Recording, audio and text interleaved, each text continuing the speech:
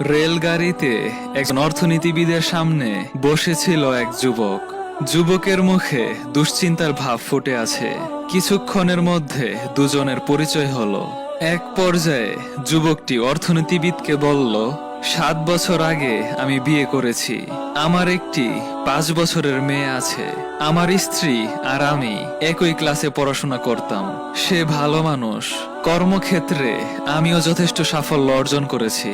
কিন্তু 1 বছর আগে একটি সুন্দরী মেয়ের সঙ্গে আমার পরিচয় হয়েছে এবং আমি তাকে ভালোবাসি। এ পরিস্থিতিতে তুমি কি করবে বলে ঠিক করেছো? অর্থনীতিবিদ যুবককে জিজ্ঞেস করলেন। আমি আমার স্ত্রীকে তালাক দিতে চাই, কিন্তু এ ব্যাপারে চূড়ান্ত সিদ্ধান্ত নিতে পারিনি, তাই ভয়ানক দুশ্চিন্তায় আছি। দুটোর মধ্যে একটি বাছাই করা সত্যি সহজ কাজ নয়। এ নিয়ে তোমার মনে যে দ্বিধাদ্বন্দ্ব কাজ করছে তা খুবই স্বাভাবিক। এ কথা বলে অর্থনীতিবিদ কিছুক্ষণ চুপ রইলেন। তারপর বললেন, কিন্তু অর্থনীতির তত্ত্ব দিয়ে বিশ্লেষণ করলে তোমার সমস্যার সমাধান করা যায়।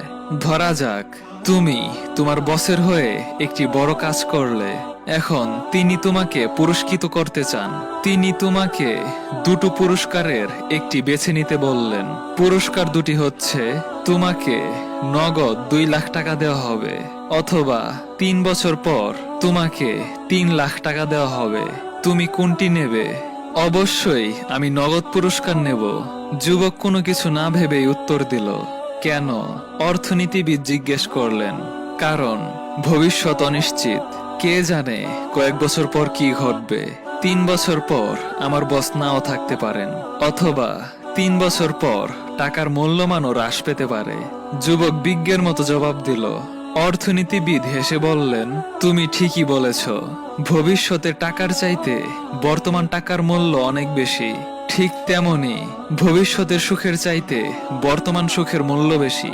কেননা ভবিষ্যৎ সবসময় অনিশ্চিত।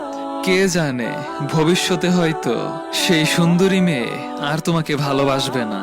তোমাদের দুজনের সুসম্পর্ক তখন নাও থাকতে পারে। তোমার বর্তমান স্ত্রী সম্পর্কে তুমি জানো, সে তোমাকে ভালোবাসে এবং সে ভালো মানুষ। তাই তোমার উচিত বর্তমানের উপর ভরসা করা, বর্তমান সুখকে আঁকড়ে ধরা, ভবিষ্যতের সুখের আশায় বর্তমান সুখকে ত্যাগ না করা। অর্থনীতিবিদের কথা শুনে যুবকের মনের সকল দ্বিধাদ্বন্দ্ব এক মুহূর্তে দূর হয়ে গেল। সে বলল, আমি পরের স্টেশনে নামবো। আমি আমার মেয়ে বন্ধুর কাছে যাব না, যাব আমার স্ত্রীর কাছে। গোটা বিষয়টি এখন আমার কাছে দিনের আলোর মতো পরিষ্কার হয়ে গেছে। আমাকে ভালো পরামর্শ দেওয়ার জন্য আপনাকে অনেক ধন্যবাদ।